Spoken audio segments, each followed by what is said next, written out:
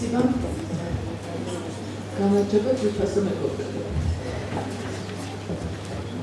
Дорогие друзья, в первую очередь я хочу поблагодарить всех вас за то, что сегодня я нахожусь здесь.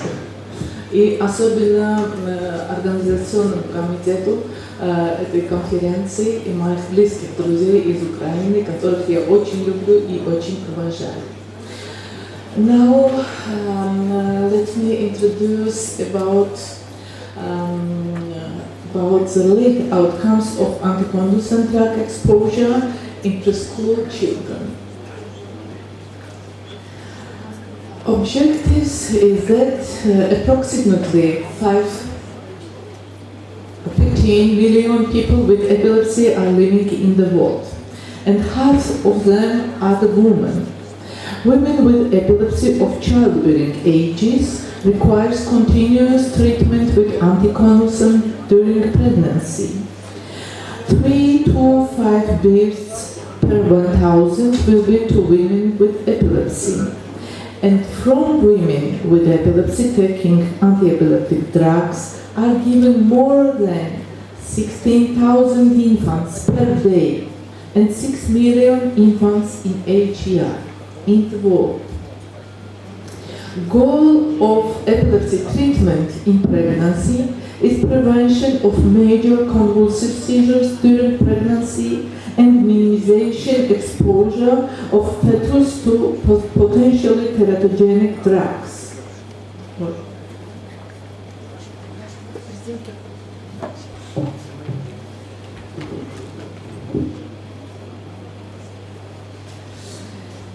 Answers for women with epilepsy are eye treatment in childbearing age and at pregnancy, seizures and associated fetal and maternal risks, adverse cognitive or behavioral development of rare children, congenital malformations, and prevention of epilepsy in children of women with epilepsy. Necessity of eye treatment in pregnancy is that there is a high risk of fetus with uncontrolled seizures. The risks are generalized tonic-clonic seizures can induce fetal hypoxia acidosis, generalized tonic-clonic seizures during delivery reduce fetal heart rate, risk of development the status epilepticus and risk of fetal loss during status epilepticus of generalized tonic-clonic seizures, risk of traumatic fetal injury with maternal seizures, and risk of lower verbal IQ in the offspring in case of 5 and more generalized tonic-clonic seizures during pregnancy. But there is another risk, maternal risk, risk of high risk of more mortality and high risk of status epilepticus. So, anti-epileptic drug treatment in pregnancy is essential. On the other side, there is a risk of anticonvulsant anti-epileptic drug treatment at pregnancy. Despite that, the majority of children of mothers with epilepsy are normal. They have increased risk for congenital malformations and developmental delay. So, anti-epileptic drugs appear to play a major role. A prospective EURAP study shows that malformations are more often found among women with epilepsy on polytherapy than monotherapy and then controls. And 94% of children of mothers with epilepsy are absolutely healthy. Only 6% of children were revealed some malformations. Teratogenic potential of anti-epileptic drugs was seen like this. Levetiracetam and lamotrigine provided effective highlights for reduction of seizures.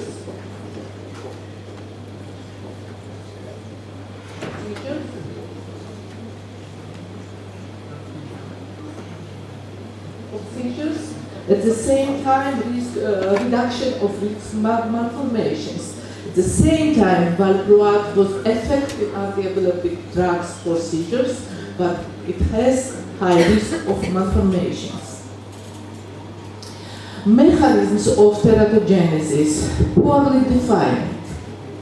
Some of the mechanisms responsible for cognitive and behavioral teratogenesis are indus apoptosis, such as valproate, altered neurotransmitter environment, and impaired synaptogenesis. Animal studies showed that anticonvulsants' anatomical risks are related to fifth trimester, and anticonvulsant functional deficits may be related primarily to third trimester exposure.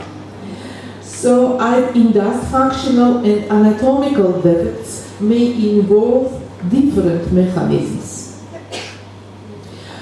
Anticonvulsant exposure during the third trimester may have several severe and enduring consequences on the brain because functional properties and connectivity are developing, susceptibility to anticonvulsants indus apoptosis, and altered synaptogenesis as demonstrated in rat models.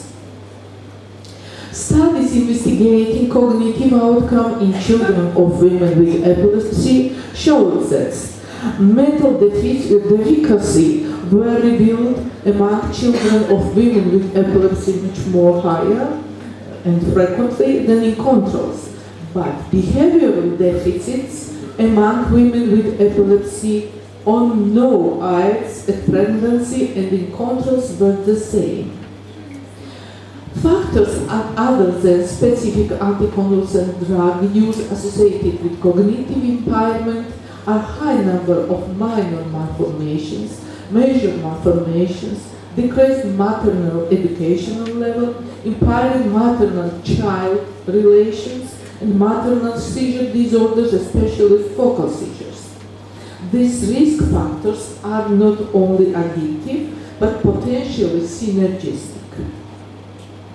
The neurodevelopmental effect of anti-epileptic drug study suggests that differences on long-term neurocognitive outcomes among 4 different monotherapy exposures in utero, such as lamotrigine, carbamazepine, valproate, and phenytoin, was studied. In children, cognitive functions were assessed at 2 to 3 years of age by Bailey mental developmental scores, and the data were matched with mother's IQ, age, anticonvulsant type, and dosage of anticonvulsants. And among children with valproate, exposure was much more lower IQ at age of 2 or 3 than in a group with other drugs exposure, and it was much more lower among people on high dose of valproate exposure than low dose of valproate exposure. So valproate group had significantly lower IQ scores than age of the other groups, and the effects were valproate dose dependent.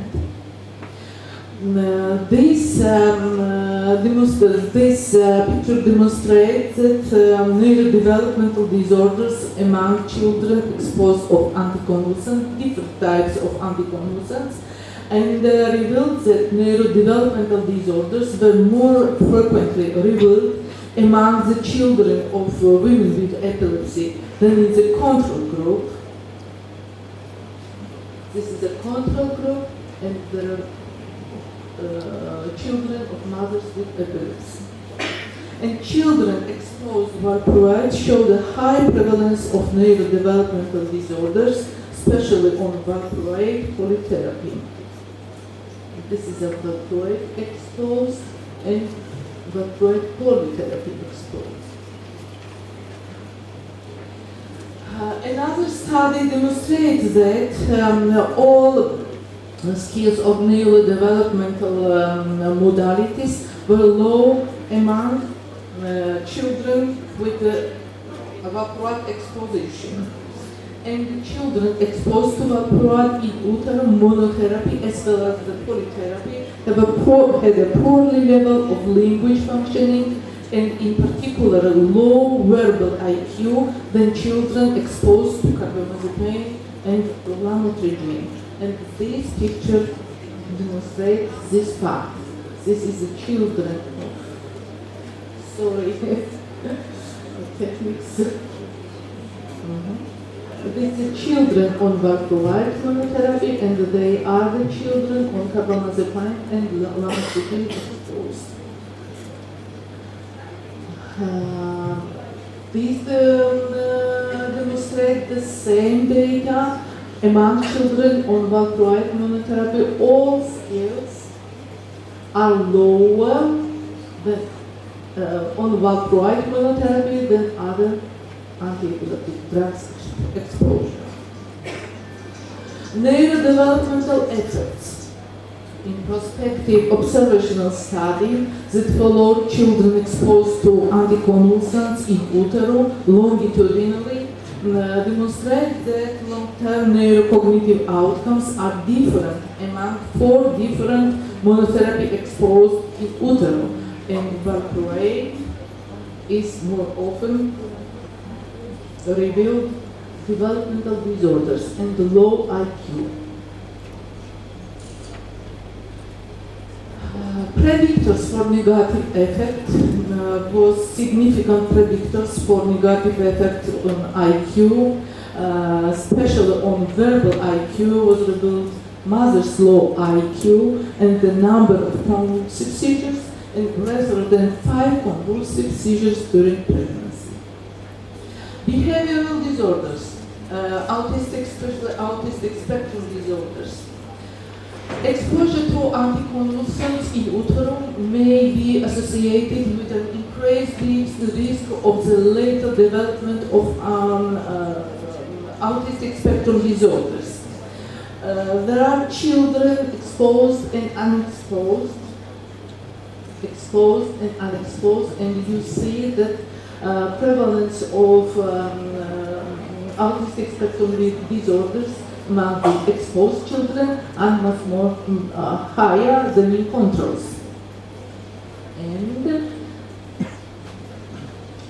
another mark demonstrates that autistic spectrum disorders are much more frequently revealed among children on valproate polytherapy than in valproate monotherapy. Further action to reduce risks and folate supplementation. The data are controversial. No support from observational studies that folic acid reduces adverse effects of valproate on cognitive development. Only one study indicates anti-epileptic drug-related risk reduction of cognitive malformations with folate. And this is very interesting study. There are, you see folate solid line and no folate bishop line, and you see that on folate, in a group with folate, it is a very, much more higher IQ than without folate in all groups.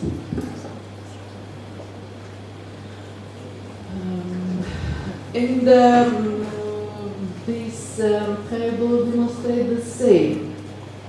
The folate exposure is much more good than without folate.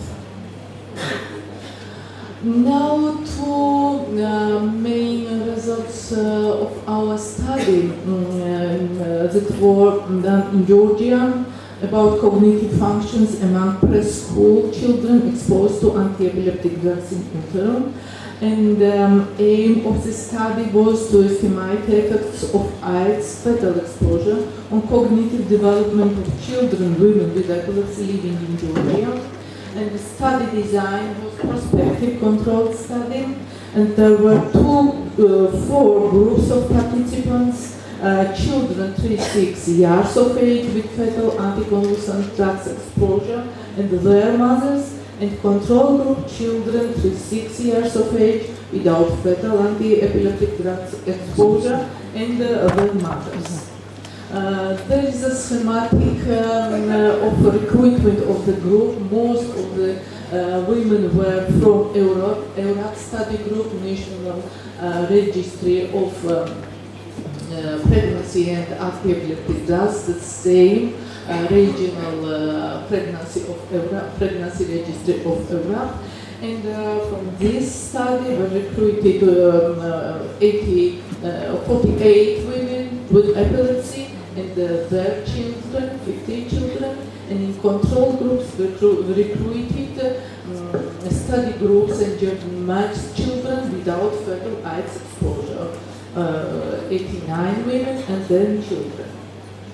There were investigated was done a neuropsychological assessment. All testing was performed in the epilepsy center by 2 qualified neuropsychologists. The neuropsychologists were blinded to any exposure information of the child in mothers and with and without anticonvulsants were investigated intelligence quotient by the Wechsler adult intelligence scale and scores for verbal IQ, performance IQ, and full-scale IQ were calculated.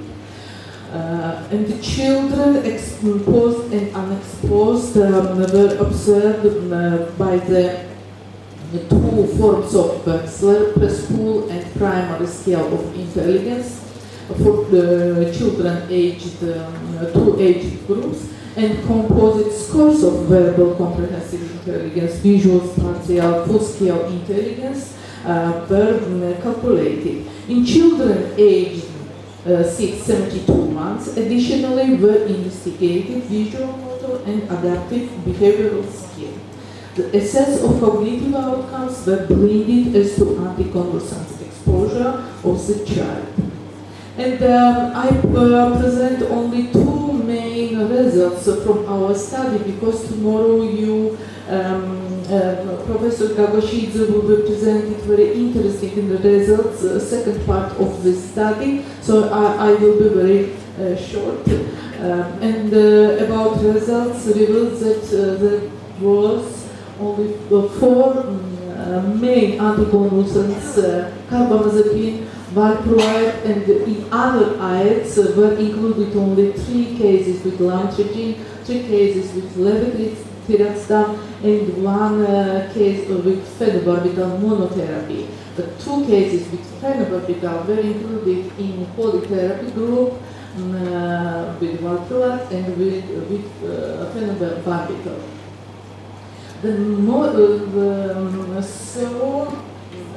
Very interesting data were revealed that IQ was in general significantly lower among children exposed to anti-epileptic drugs regardless of type of treatment in all modalities. This is the exposed children, this is the controls. And exposed to valproate was associated with lowest composite scores in all modalities, and apparently more so with valproate dose of above 800 milligrams. This study was in study were included investigators from 4 main centers under the supervision of Professor Torbjörn Thompson. And in conclusion, from our study and from other studies too, is that anti-epileptic drugs differ the teratogenic potential, and valproate is best avoided when possible. The finding of increased risk for neurodevelopmental consequences with polytherapy and with valproate exposure should be considered by the prescribed physicians and included in the discussion with women with epilepsy. Despite this study data, given the proven benefit of folic acid in other populations, all women with epilepsy of childbearing potential should be placed on folate supplementation of at least 4 mg per day.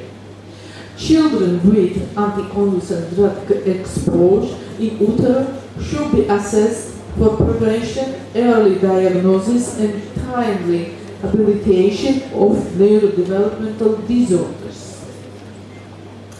And Margot Urat representatives. Thank you very much for so interesting presentation. Вопросы есть? I have a question.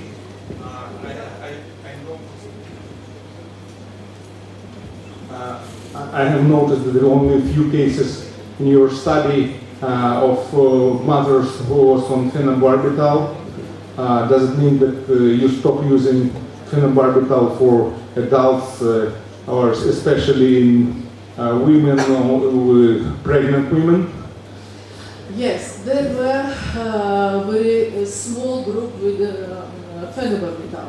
Yes, this like we stopped step by step phenobarbital using in women with epilepsy, especially in childbearing ages.